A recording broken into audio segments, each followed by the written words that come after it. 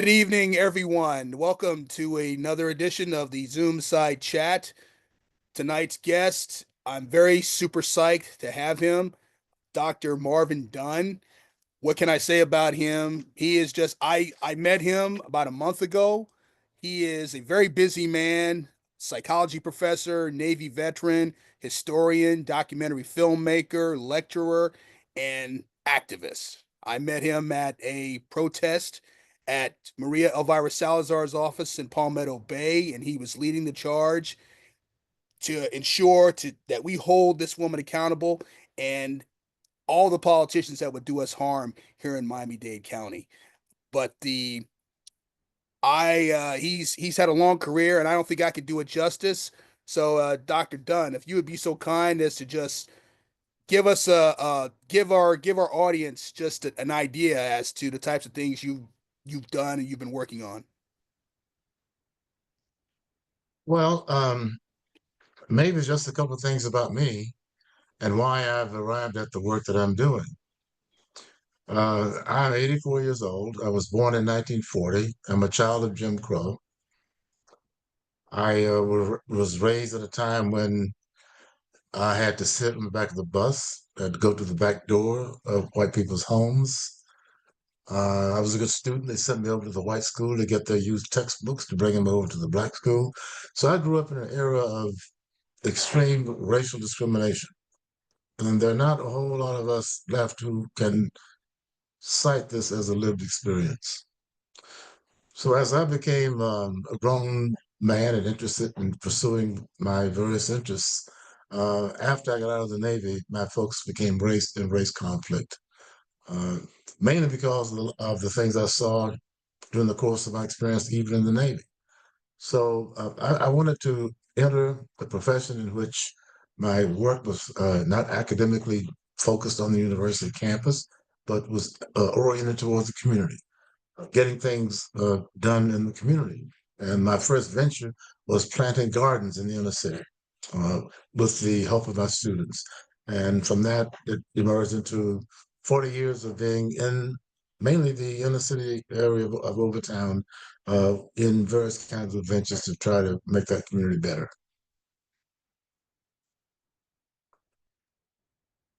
Fantastic. So you started basically there was you saw a need to make things better for Floridians, particularly African American Floridians, and you you you you met that head on. Of course, one Rod that was deteriorating, that had been wrecked by the interstate, that had lost most of its middle and upper class black families, where the churches were dying, the schools were dying, and developers were taking over. And we had vacant lots, Rob, that had been vacant for 30, 40 years, waiting for a developer to do just what the developers are doing now. So all of this offended me, frankly. My family moved to Miami in 1951. We stayed in Overtown for a few weeks before we moved to North Florida. And what I see happening in that community is just it's tragic. We're losing that population, and frankly, in another 10 years, our inner city historic black community of Overtown will be primarily white and Hispanic. And that is a shame. It's a huge shame. And along those lines, can you give us an idea? You trained as when you trained to be a professor of psychology, and That's right. how did your work in that field how to translate over into the work you're doing now? I finished my doctorate at Tennessee in 1972 with a certification in school psychology and community psychology. And my first job in Miami-Dade County in 1971 was as a school psychologist. And my job was giving IQ tests to Title I kids, kids who were in the poorest schools, in the black schools. That was my job. And I became so unhappy with that work because I saw that what I was testing kids with was not what their cultural experience was. So I ended up by requirement giving black kids lower IQ scores because they didn't answer the questions that were culturally expected by the test. And that moved me more into questioning psychology, questioning research, and being more concerned about the impact of psychology on Black people, on Black kids in particular. And your did you did this work in Tennessee or in Florida? No, no, I did this work at Florida International University. When I left Tennessee, I came here and began working as a Title I psychologist for the school system, we were called, going to low-income schools, giving IQ tests, writing up recommendations for special education, sort of thing that I'm ashamed to say that I did now, but that was my first job. I only did that for a year, and when FIU opened, in 1972, I joined the university as the founding faculty member. So I was out there before the first building opened, actually. And the institutional racism of those tests, of those metrics that they were holding African American youth accountable for. What was the I don't even know how to ask this, but we don't still is that still a thing here in Florida? Yes, it's still a thing everywhere. The IQ tests have not changed. They haven't really been re-standardized. And when they were standardized, Black kids were not included in the population upon which these tests were standardized. And we're talking now about what happened in the development of these tests going back to the 1940s and 1930s. So these tests are still blatantly unfair to Black kids. Blatant. May I give you one example? Yes, sir. One example. One question on one of the IQ tests for children is, what is the thing to do if your mother sent you to the grocery store to get a loaf of bread, and the grocer said he didn't have any more? You get 3 points on that question if you say go to another store and buy it there. You get 0 points if you say go back home. And that's what Black kids say. My mama said, go where I sit you and bring your behind back home. They lose points because their neighborhoods is different from a neighborhood where kids can just go down the street to another store. Just one example of how culture infuses itself into IQ testing and in certain ways damage Black kids. Oh, absolutely. Because it almost seems like if a child is not socialized in a certain way, they're going to get the question wrong, and it's pretty disgraceful that somebody that has a different cultural experience than one individual gets to make those tests and decide, okay, this is the bar we need to meet. Yeah. And that has not changed all that much. We're using the same test and applying them the same way. What is your if what would be the I guess I'll probably answer my own question, but based off of your experience, what would be the what can folks do? What can average citizens do to rectify that type of thing?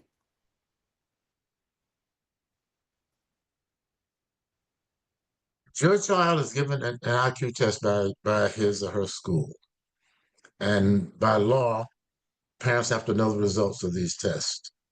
If your child is a member of a minority, question the results. Question the results. Ask them questions about how these results were attained, and question whether or not these results were racially tainted. Ask that question. Have the psychologist explain that. Be confident that whatever examination was given to your child that may determine his or her educational course going forward, make sure they were not given biased tests. Raise the question. Excellent. So, in addition to that, because there are many things that Florida gets wrong, what are yeah, I mean, what are other things that currently with the current racial climate here in the state of Florida, what are what are like the what do you think we're doing wrong that was say done right during the civil rights movement, if Uh, anything at all? what we're doing wrong now is we have mega schools. We have high schools that have thousands of students in them.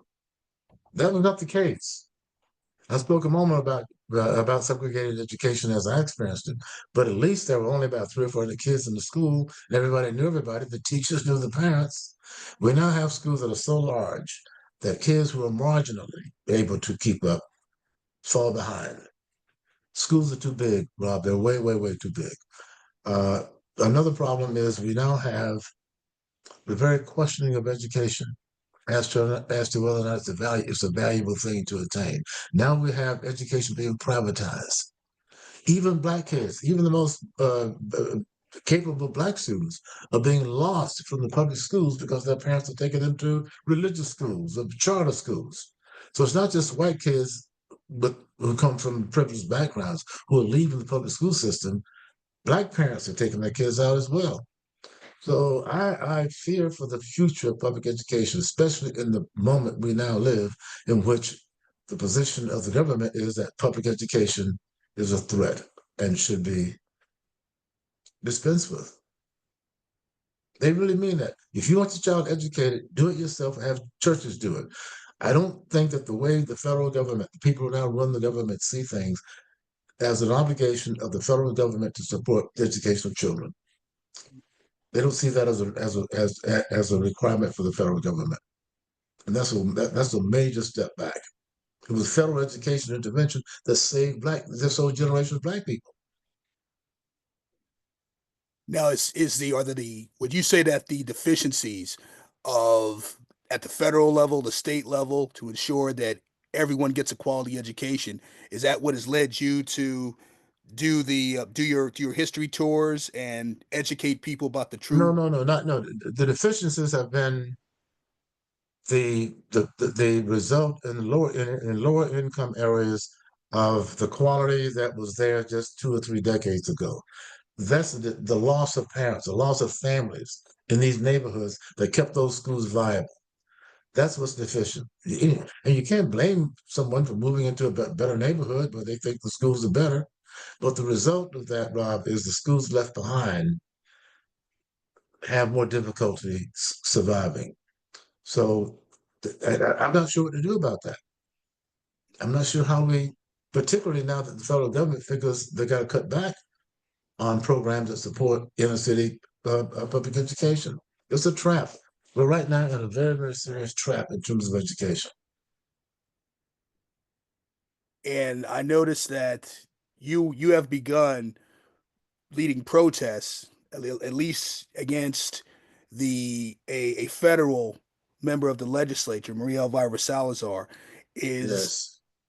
are your I guess what led you to use that particular tactic and choose that particular representative? Because that particular representative is vulnerable.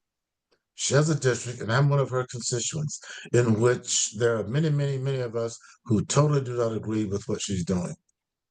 So, in my call for demonstrations to save our democracy, not just to try to challenge this one congresswoman, but to save our democracy. And people turned out in droves twice. And my feeling now, basically, Rob, is that we're back into the 1960s.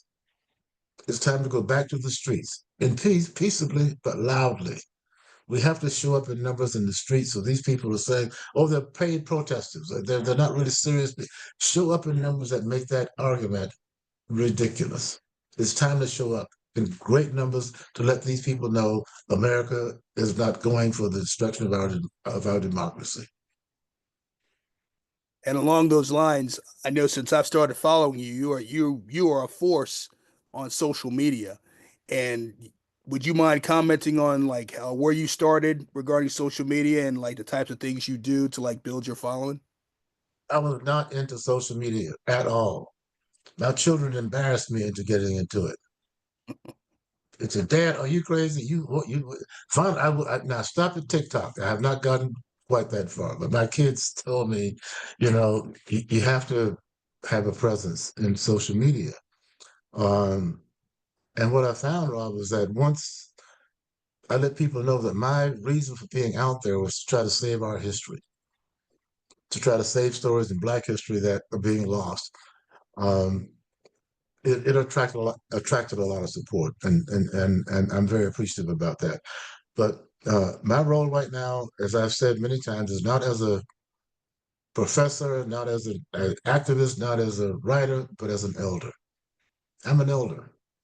And as I've said to folks, anybody younger than 60 is a child to me. And when we elders speak, y'all supposed to listen and not argue with us because we've lived through things and experienced things that y'all could not know. So I'm trying to gather young minds, inquisitive minds around me with the time I have left to try to teach these stories. And that's what we're going to do at FIU starting on April the 1st of this year. We're going to start teaching stories on campus, under a tree, in the open, inviting anybody who wants to come and sit and listen. You probably know this. I don't have to tell you this, but every Black community I know of has a tree. Everyone. It's where the old men hang out. It's telling lies, paying the dozens, drinking or what have you, passing on history, passing on history. And I was out at FIU the other day on some business, and I thought FIU needs a tree. FIU needs a tree that is designated as the Florida International University Black History Learning Tree. And that's what we have opening on April 1st. And I'll tell you something, I'm going to bring Pulitzer Surprise winners to that tree. Watch. What else can you tell us? Because that is a perfect segue. I was going to ask you, are you at liberty to discuss details? And you've already Of gone into, course, yeah, I mean, what else I've can you asked, go I've ahead? asked people, Rob, I've asked people to bring a copy of the book, The 1619 Project, which is the most, that's the book that DeSantis really does not want kids reading, even grown folks. So I've asked people, buy a copy or copies of that book, bring them to the inaugural session under the tree on April 1st and lay them under the tree. And students will be able to take those books and and use them. So the whole point is to get that book in particular onto that campus and to give those books to students uh, so that they can grow and be exposed to our history. So that's what the whole thing is. On the 1st of April, uh, I have one of the most renowned Black ministers in Miami-Dade County who's going to bless that tree, Father Walter Richardson. I have the rabbi of my wife's temple who will be there to bless the tree. And one of the major pastor will be there. I've not gotten a commitment yet. But I have three clergy under that tree on the first of April to bless it, and then we'll start teaching. I expect to be out there most Friday evenings, uh, teaching, playing, exposing kids to Black history. On the FIU campus, is there what's the learning tree? Where is it located at specifically? It is located right outside the main entrance of the library on the Okay, South Campus. The main entrance into the library on the South Campus, that tree sits there. fantastic, fantastic. And that is on a April 1st. That's on a I think it's Tuesday. Tuesday. Excellent, excellent, excellent. Now, I didn't ask permission, Rob, and I don't intend to. I don't Excellent. think they're going to. And FIU has a new president. Yes, I've heard, and I've also heard that that individual is trying to get a library for a certain president, which blows my mind. That's right. She's our new president at FIU. And this is all out now. People know I'm doing this. FIU now knows I'm doing this. They know I'm not asking them for permission. So I don't know what they'll do when we go out there and start setting up to have this conversation under the tree. They may arrest me, in which case I welcome it. Let those pictures go out across the country. I taught that for 36 years, Rob. Hmm. I'll get me a seat on the industry I want and teach my truth. So take me to jail if it comes to that. Well, we definitely don't want that to happen. So I think I'll have to go there too, as an FIU alumni as well, and try to, yeah, put myself between that. And along those lines, I was curious what you thought based off of like the current weaponization of voter voting laws that have been targeted to African Americans, particularly by the DeSantis administration, and everything you've experienced growing up in Florida. I didn't grow up in Florida, I grew up in Virginia. So I was curious if you felt that should African Americans be worried with the current climate nationally and as well as in the state of Florida? African Americans should be very worried. We should be very worried. I would not have said that 10 years ago. We should be very worried. This is, I don't want to be overly dramatic about it, Rob, but this is the emergence of Nazism in our culture. These people come from a place where they believe that certain people are born with certain inclinations towards crime. People who are black, they think we're born as criminals. These are the people who feed Vance his intelligence. So we're facing a time when there's a view that we are a threat racially. And the fragility of white males in our society today, feeling threatened by the emergence of black males, is a big part of the problem. So I see this conflict proceeding for quite some time. And I don't know. The only thing that seems to make a difference with white America is when something tragic happens. George Floyd, the four little black girls in Birmingham being blown up that Sunday morning, Medgar Evans, King being shot. White America needs some kind of a shocking event to make them take a look at where we are in terms of race relations. So white America has not been shocked recently. So the kind of empathy that we need that was there, when George Floyd was murdered and other times I could mention, it evaporates very quickly. And into that void now has come this poison that race is that America belongs to the white race, and it's being taken over by those who are not white. And all these policies are intended to stop the dominance of colored people, not in terms of people of color over the white race in Florida, in America. That's what this is about. The whole stop woke and the whole like erasing of the actual true history of Florida and America in general. Yeah, I could definitely attest to that because I know me personally, I didn't even know about Rosewood until I Oh, saw really? until I saw the Ving Rhames movie. I didn't know about the Oklahoma the massacre in Oklahoma until I saw Tulsa. Tulsa until I saw uh, the the TV show, the Watchmen TV show. So it's sad that it takes that type of you have to get your education from there to know what truly has happened historically in this country. But see, Rob, that's one of the reasons I take these people to these places where lynchings happen. And most of them are young, these college students and high school students. And I tell them, and I do a busload of them, 45 or so kids each time we do this, use your cameras. Send those videos, send those photographs to your friends, to your family members who could never come on a tour like this, go to the places I'm taking you. Use your social media contacts to spread what you're learning on this tour. And that's the value. That's the ultimate value. Well, I think the primary value of these tours as we do them is for the person who's there walking the ground, who's transformed by walking where these things happen. But secondarily, sending out what they've learned to others puts the stories out there in a way that could not have been done 20 years ago. How often do you do the tours? Uh, about one a month. Our organization, our nonprofit, the Miami Center for Racial Justice, received a grant from the Mellon Foundation of $1.5 million over 3 years to do these tours in Florida, Georgia, Mississippi, and Alabama over the next 3 years. So we're going to be very much involved in taking the Florida model that we've been doing for the last 2 years to these other three states with the Mellon money to help them do what we're doing in Florida. Go to universities, recruit faculty and students, take them at expenses of other projects to these places where things happen so that they can then be transformed and then teachers and spreaders of the stories. And are the tours are the tours are just open to like teachers and students, or are they open to say the general public if somebody wanted No, to?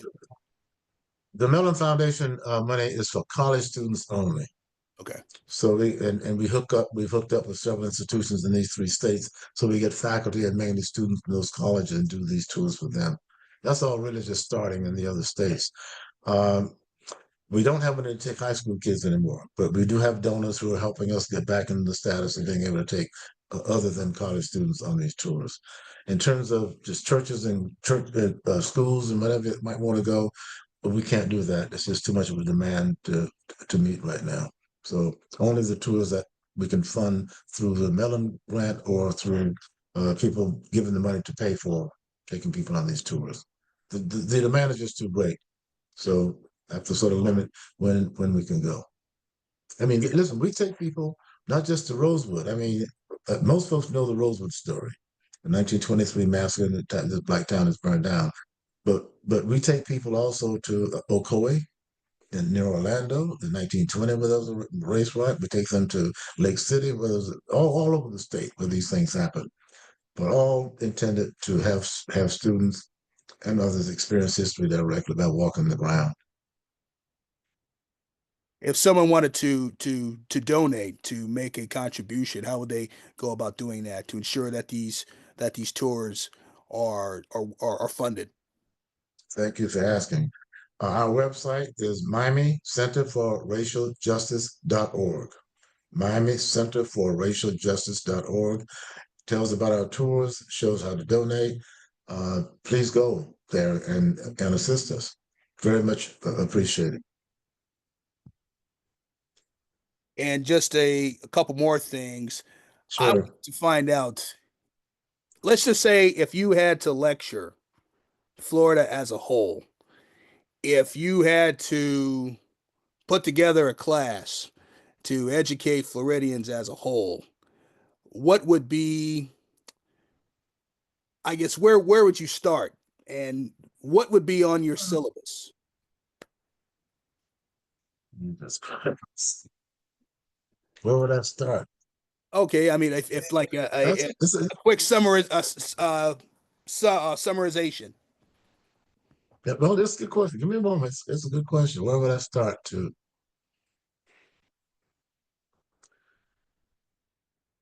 I would start with the Spanish. I would start with the arrival of the Spanish, and particularly of the presence of black people among them when they first came, because that's been written out of our history. Ours starts at Jamestown, 1619, but black people were in what's now the United States almost 20 years before that, and there was a lot of history that just left out. So I would start where it began, not just jump in when the English brought enslaved people here. Go back and look at the contributions of black people during Spanish Florida. Then beyond that, I would then go to wow. I would then go to the impact of race in Florida's history, not just on black people, but on indigenous people, on the Seminoles, uh, and other tribes, and certainly on blacks. I would want people to understand what the pain was, what the suffering was, how uneven it was, how dangerous it was to be a black person in this country for 300 years. Some people say still is. And Rob, I would want to do that without having white people feel guilty about just listening to the story. We have to be able to tell these stories in ways that people will listen because they're horrible things. But I don't suggest any white person you should be guilty about what happened 300 years ago. So it's trying to navigate, telling the truth, at the same time having people have empathy, but not necessarily guilt, and having black people have knowledge and their pain, but not anger, not anger. So we stand around the grave of a 15-year-old kid who was lynched in 1944 in Live Oak with a mixed group of kids, and I asked them, "Are y'all angry at each other?" For we're standing over the grave of a boy who was lynched in 1944, and they said, "No, we're angry because we didn't know. We're angry because we never heard of Rosewood. We never heard of these things." That's what I get back consistently from kids. They're not teaching us these things that we need to know. So I would love if you would just reiterate. Just for the audience, when you have taught white kids, there's there's there's usually not a sense of guilt over what was done 300 years ago. It's more anger that no one told them, or it was kept from them. These young people are not angry at each other. They're not angry at their country. They're angry because they want more information about the reality of our existence as Americans. So when we stand over the grave of a boy who was lynched in 1944, uh, and I asked them, "Are you angry, you white kids, you black kids, that white kids, or you white kids guilty? You feel guilty about what happened?" All that gets washed away when they say to me, "Thank you for bringing us to this grave and teaching us because we didn't know anything about these things." So the whitewashing, marginalizing of Black history that we're trying to confront by bringing young people with their cameras and social media contacts to these places to ask them to experience this history and then pass it on. Well, they thank you, sir, and I thank you, and I do happen to know that there's a lot of reading and books that deal with a lot of this history on the website for the Miami Center of Racial Justice, particularly about the history of Florida, the history of Miami. So definitely, I would definitely encourage uh, the audience watching now to check out those books and make the contribution to the Miami Center for Racial Justice and purchase those books and get brought up to speed, learn some stuff, and and don't be afraid of finding out that dark history. Let it empower you to act in the moment because we definitely need more of that right now. Exactly. Act in the moment, in this moment. Exactly. Fantastic. So again, the website is Miami Center for And Racial Justice dot and org. Exactly. .org. Fantastic, fantastic. Well, if will you be doing any more protest down at Maria Elvira Salazar's office in the near future? Yes. Yes. I'm going to now join. I did what I did as an individual citizen. But now I'm going to join with other groups, Indivisible and others, so that we can combine our capacity to bring people together to protest what this lady has done and will do in the Congress. So this is just the beginning. We can flip this seat. We only need to flip 3 seats in the House to take control of the House. And the seat that Maria Salazar occupies is one of those vulnerable seats. So we're not spitting in the wind here. We're going after someone who can be taken down politically. Fantastic. And if people, all they would need to do is just follow you on Instagram to be able to see when you're going to lead those groups down there. Absolutely. Yes. Fantastic, fantastic. Well, Dr. Dunn, I can't say it's been a pleasure. It's been a treat, and thank you for taking the time. And I look forward to seeing you again at another protest because Maria Elvira Salazar is my constituent as well. Oh, is my congresswoman as well. All right. Well, Thank thank you, you for sir. doing this. I appreciate it too. We're all of like mind here. We're trying to accomplish the same kinds of goals. So thank you for having me on for the interview. Thank you. You have a good night, sir. All right. Thank you. Going to dinner.